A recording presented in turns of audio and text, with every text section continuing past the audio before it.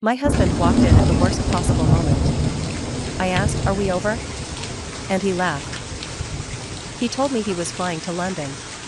Instead, he parked down the street and watched us finish. There is a specific kind of arrogance that comes with being a beautiful woman married to a rich, busy man. You start to believe you are the main character. You start to believe that his world revolves around you, and that he is just the ATM that funds your boredom. You start to believe that his silence is ignorance. You start to believe you are smarter than him. My name is Layla Caldwell. I am 27 years old. I was a model before I met him, catalog work mostly, nothing famous, but enough to get invited to the parties where men like him shopped for wives. Now, I am, or I was, Mrs. John Caldwell. My husband, John, was 42. He was the CEO of Caldwell Logistics. He moved freight. Ships, trains, planes.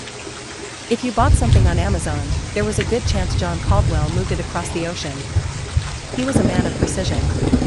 He knew where every container was on the globe at any given second. He lived his life by a timetable. John was perfect. On paper. He was handsome in a silver fox kind of way, tall, broad shoulders, hair graying at the temples like a distinguished statesman. He was incredibly wealthy. He bought me the villa in the hills with the infinity pool that overlooked the smog of the city. He bought me the G-Wagon. He filled my closet with Birkins and Louboutins until I ran out of shelf space.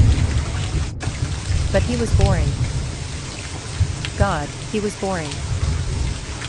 He came home at 7 p.m. exactly. He ate dinner at 7:30 p.m., grilled salmon, brown rice, asparagus. Every night. He watched the business news at 8 p.m. He checked emails until midnight. He made love to me on Saturdays, efficiently, quietly, like he was checking a box on a manifest. There was no sweat. No mess. No noise. Just maintenance. I felt like a piece of furniture. A very expensive, very polished trophy that he kept on the shelf to show his investors that he was a family man. The turning point was a dinner party we hosted for his Japanese investors. I spent 3 days planning the menu, the flowers, the seating chart. I wore a stunning red dress. I looked perfect. And for 4 hours, nobody spoke to me. John and the men talked about supply chains, tariffs, and crude oil prices. I sat there, smiling until my jaw ached, nodding at things I didn't understand. At one point, I tried to interject a story about my Pilates class. John placed his hand gently on my forearm. He didn't squeeze. He just rested it there. "Not now, darling," he said softly. "The adults are talking." That was the moment the resentment hardened into something dangerous. I realized I wasn't his partner. I was his prop. I spent my days trying to fill the silence. Pilates at 10. Brunch with other trophy wives at noon. Shopping at 2. Wine at 4. Waiting for the garage door to open at 7. I remember complaining about it at brunch to my friend, Chloe. Chloe was on her third marriage to a tech CEO. She was older, sharper, and much more cynical.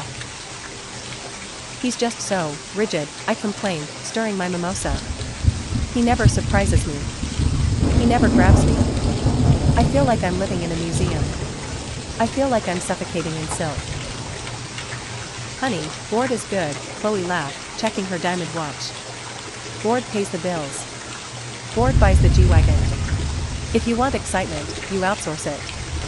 Just don't get caught." "Outsource it?" "Get a trainer," Chloe winked. "Or a pool boy. It's what everyone does. It keeps the marriage happy because you stop resenting him for being boring. It's practically therapy. You get your fun, he gets his trophy, everyone wins." I laughed it off at the time. But the seed was planted. It rotted in my brain for weeks. I wanted chaos. I wanted to feel something other than the smooth, cold surface of my life. I wanted a stain on the white carpet. Jerry Knox was the stain. Jerry was 25. He was my tennis instructor at the country club. Jerry wasn't rich. He drove a beat-up Mustang that leaked oil on the club's pavement. He lived in a studio apartment with 3 roommates and a futon on the floor. But he was alive. He was raw energy. He had messy brown hair, a crooked smile, and a body that was carved out of granite and sweat. He didn't treat me like a porcelain doll. He looked at me like I was a meal. It started subtly. A touch on the arm to correct my backhand. A lingering look in the clubhouse. A text message that was a little too friendly. "You're tense, Mrs. Caldwell," Jerry whispered to me one afternoon during a private lesson, standing behind me, adjusting my grip on the racket. His chest was pressed against my back. I could feel the heat radiating off him. "You need to release that tension. Your husband, he's a busy man, right? Does he ever help you relax?" The audacity of it thrilled me. John would never speak like that. John spoke in complete sentences and polite requests. Jerry spoke in whispers and dares. The affair started the next week. It wasn't emotional. We didn't talk about our dreams. We didn't hold hands. It was purely, savagely physical. It was the drug I had been craving. At first, we met in motels. Cheap, dirty places on the outskirts of town where the sheets scratched and the neon lights buzzed. It made me feel thrillingly trashy. It made me feel like I was getting away with something massive. But then, the novelty of the motels wore off. I got arrogant. I got comfortable. I started to rationalize it. "I'm doing this for John," I told myself.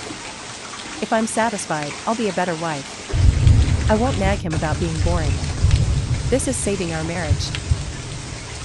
"Come to the house," I texted Jerry one Tuesday when I knew John was in meetings all day. "Are you crazy?" Jerry texted back.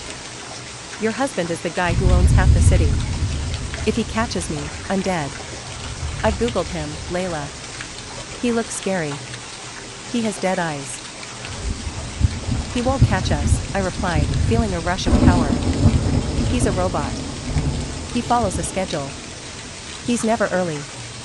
He's at the port in Long Beach until 6. Come over. I want to do it in his bed." That was the ultimate thrill. The disrespect. Bringing the sweaty, broke tennis instructor into the master suite, onto the 1,000 thread count Egyptian cotton sheets that John paid for. It was a reclaiming of my space. It was my way of spitting in the face of the perfection John forced upon me. It went on for 3 months. Jerry would park his Mustang 3 streets over. He would hop the side gate. We would spend hours in the house. We did it in the kitchen. In the shower. On John's desk in his home office, pushing aside his shipping manifests. I became addicted to the risk. One night, sitting on the couch next to John while he watched CNN, I texted Jerry. "Thinking about your hands." John didn't even look up. He just sipped his water. I felt a surge of adrenaline. I was doing it right under his nose, and he was too busy thinking about cargo ships to notice. I thought I was a genius. I thought I was the perfect actress. I greeted John with a smile every night. I asked about his containers. I played the dutiful wife. There was one close call. About a month in. I had forgotten to move a decorative vase back to its original spot on the entry table after Jerry and I bumped into it. It was moved maybe 2 inches. When John came home that night, he stopped. He looked at the vase. He looked at me. "Did the cleaner come today?" he asked. "No," I lied, my heart hammering against my ribs. "Why?" "Nothing," John said. He reached out and moved the vase back 2 inches, perfectly aligning it with the center of the table. Just seemed off. The symmetry was wrong. I brushed it off. I thought he was just being anal retentive. I didn't realize he was calibrating. I didn't know that John was a man who noticed discrepancies. I didn't know that a man who tracks millions of shipping containers notices when things are out of place in his own home. I didn't know that silence wasn't trust, it was data collection. The trap was set on a Thursday. John came home early. He looked different. quiet. He poured himself a scotch, rare for a Thursday, and stood by the floor-to-ceiling window, looking out at the city lights. "Is everything okay?" I asked, trying to sound casual, scrolling through Instagram on the sofa. I checked my phone to make sure I had deleted Jerry's last text. "Fine," John said without turning around. "Just a shipping crisis in the North Sea. One of our tankers is stuck. I have to fly to London tonight. Emergency board meeting." "Oh," I said, suppressing a smile. My heart did a little flip. "Tonight? That's sudden. You usually give me a week's notice." "Yes," John turned to me. His eyes were unreadable. "Blue ice. The industry is volatile, Layla. Things change in an instant. I'll be gone for a week. The car is picking me up in an hour." My heart raced. A week. A whole week of freedom. No hiding. No scheduling around his arrival. I could have Jerry stay over. I could wake up next to him. "I'll pack your bag," I said, jumping up, playing the role of the concerned wife. I packed his suitcase. I put in his perfectly folded shirts, his silk ties. I kissed him goodbye at the door. He looked at me for a second longer than usual. He put his hand on my cheek. His hand was cold. "Be safe, Layla," he said. "Not I love you. Just be safe." "You too," I smiled. I watched the Blacktown car drive away down the long, winding driveway. I watched the taillights disappear around the bend. I waited 5 minutes. Just to be sure. Then I pulled out my phone. My fingers flew across the screen. "He's gone. London. 1 week. Come over now. Leave the car down the street. I'm wearing that thing you like." Jerry arrived 20 minutes later. He smelled like sweat and cheap cologne and desperation. It was intoxicating. We didn't even make it to the bedroom at first. We started in the foyer. Then the stairs. "Let's go up," I whispered, pulling him by his t-shirt. "I want the bed. I want to look at his picture while we do it." We went into the master bedroom. The sanctuary. The room that smelled like John's expensive cedar cologne. We fell onto the bed. It was frantic. Animalistic. Jerry was aggressive, taking what he couldn't afford, fueled by the adrenaline of being in the lion's den. He threw John's decorative pillows onto the floor. He kicked off his shoes, leaving scuff marks on the hardwood. I closed my eyes. I let go. I forgot about the house. I forgot about John. I forgot about the prenup. I forgot about the cameras. We were in the middle of it. The peak. The point of no return. I was loud. I was screaming Jerry's name, echoing off the high ceilings. Jerry was groaning, his body tense, his muscles locking up as he reached the climax. I felt him shudder. I felt the release. The heat. And then, I opened my eyes. The bedroom door was open. It hadn't just opened. It looked like it had been opened for a while. And standing there, framed by the soft light of the hallway, was John. He wasn't in London. He wasn't on a plane. He was wearing his charcoal gray suit.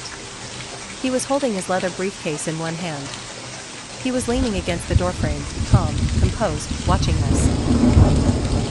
He wasn't screaming. He wasn't crying. He wasn't reaching for a gun. He wasn't red in the face. He was looking at us with the same expression he used when looking at a spreadsheet with a rounding error. Cold. Clinical. Disgusted. Bored, almost. Time stopped. The universe collapsed into that doorway. I froze. My breath caught in my throat like a shard of glass. Jerry, eyes still closed, let out a final, long groan, collapsing on top of me, oblivious. He buried his face in my neck, panting. He didn't know. "Jerry," I whispered, my voice a strangled squeak. I tried to push him off. Jerry, get off. Jerry lifted his head, sweaty and dazed, smiling a stupid, satisfied smile. What? Babe, that was... He turned his head to follow my gaze. He saw John. The color drained from Jerry's face instantly. It was physical, like someone pulled a plug. He went from flushed red to corpse white in a microsecond. He didn't just move. He scrambled. He rolled off me, falling off the bed, tangling his feet in the expensive sheets, hitting the floor with a heavy thud. He tried to cover himself with one of John's throw pillows, cowering like a beaten dog in the corner. Mr. Caldwell, Jerry stammered. Sir. John didn't look at Jerry. He didn't acknowledge the naked man on his floor. He looked at me. I was lying there, exposed, naked, the smell of sex heavy and undeniable in the air. I pulled the sheet up to my chin. My hands were shaking so hard the fabric vibrated. My heart was hammering against my ribs like a bird trapped in a box. The silence was deafening. It was heavier than any scream. It filled the room like concrete. My brain broke. The dissociation hit me. I couldn't process the reality. I tried to find something to say. Something to fix it. Something to explain. And the only thing that came out of my mouth was the most stupid, pathetic question in the history of the world. A question born of pure shock. I looked at John, tears welling in my eyes, and I asked, "Are we over?" John looked at me. He blinked slowly. Then, he laughed. It wasn't a happy laugh. It was a dry, short sound. Like dead leaves crushing under a heavy boot. "Are we over?" John repeated, tasting the words, rolling them around in his mouth like cheap wine. He walked into the room. He walked past Jerry, who flinched as if he expected to be kicked. John walked to the dresser. He placed his house keys on the mahogany surface with a soft clink. "Layla," John said, his voice terrifyingly calm. "We were over the moment you let him in the front door. We were over when you texted him 5 minutes after I left. We were over when you decided to bring a boy into a man's house. I just wanted to see if you had the decency to lock the bedroom door." You knew?" I whispered. "I tracked the security logs, Layla," John said, loosening his tie. "I'm a logistics man. I know who comes in and out of my depot. I get an alert every time the perimeter is breached. I've known for 2 months. I have 40 hours of footage of this, individual, parking his leaking Mustang on my street. I have the receipts from the motels. I have the texts. I have the tracking data." "Then why?" I gestured to the bed, to the mess. "Why did you let this happen? Why didn't you stop us?" "Because I needed cause," John said. "And I needed to know exactly what I was paying for. And tonight? I needed to see it. I needed to see the disrespect with my own eyes, so I never, ever looked back. I needed the final data point. I don't close a deal until due diligence is complete." He looked down at Jerry, who was frantically pulling on his boxers, trying to hop into his jeans without standing up fully. "You can stop rushing, son," John said to Jerry. "I'm not going to hit you. You're nothing. You're a symptom. You're the hired help. You're basically a vibrator that breathes." Jerry froze, one leg in his pants. "Sir, I didn't know," she said. "Get dressed," John ordered, his voice dropping an octave. "And get out of my house before I call the police for trespassing. You have 30 seconds. Jerry didn't wait. He grabbed his shirt and his shoes. He ran. He didn't look at me. He didn't say goodbye. He didn't try to defend my honor. He didn't try to explain. He ran out the door and down the stairs. I heard the front door slam. I was alone with John. "John, please," I started to cry, the reality crashing down on me. "I'm sorry. I was lonely. You're always working." It didn't mean anything. It was just physical. I was bored, John. I needed attention. John looked at the messy bed. He looked at the wet spot on the sheet where another man had just been. It meant enough for you to do it in my bed, John said. The bed I paid for. In the house I paid for. With the body I clothed. He checked his watch. It is 8:15 p.m., John said. I have actually booked a flight to London. It leaves at 11 o'clock. I came back to get my passport. And to take out the trash. He picked up his passport from the dresser. You have 1 hour, Layla. 1 hour? I gasped. For what? To vacate the premises, John said. This house is in a trust. The car is leased in the company name. Your credit cards were cancelled 10 minutes ago. The locks will be changed electronically at 9:15 p.m. The gate code has already been wiped. You can't do that. I screamed, finding a shred of defiance. I'm your wife. We have marital assets. California is a community property state. John smiled. It was a shark smile. Cold. Predatory. Read the prenup again, darling, he said. The infidelity clause. It's ironclad. If you cheat, and if I have proof, which I now have in 4K resolution from the hallway camera, you leave with what you came with. Which, if I recall, was a suitcase of Zara clothes and $40,000 in student debt. John, please. I begged, crawling across the bed toward him, reaching for his hand. Where will I go? I have no money. I have nothing. I can't go back to nothing. John stepped back so I couldn't touch his suit. He looked at my hand like it was covered in filth. You have your freedom, Layla, John said. You wanted excitement? You wanted unpredictability? You wanted chaos? Congratulations. Being homeless is very unpredictable. You are a depreciating asset, Layla, and I am cutting my losses. He walked to the door. He stopped and looked back at the bed one last time. And Layla, he said. Yes? I looked up, hopeful. Maybe there was a chance. Maybe he would yell, scream, and then forgive me. Wash the sheets before you go. Or just burn them. I'm buying a new bed anyway. He walked out.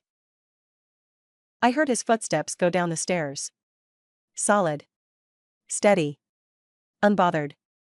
I heard the town car start up outside. I was left in the silence. The silence I had hated so much was now suffocating me. I scrambled to pack. I threw clothes into a bag. I grabbed my jewelry box, only to realize that the Cartier bracelet, the diamond studs, the Rolex, they were all locked in the wall safe.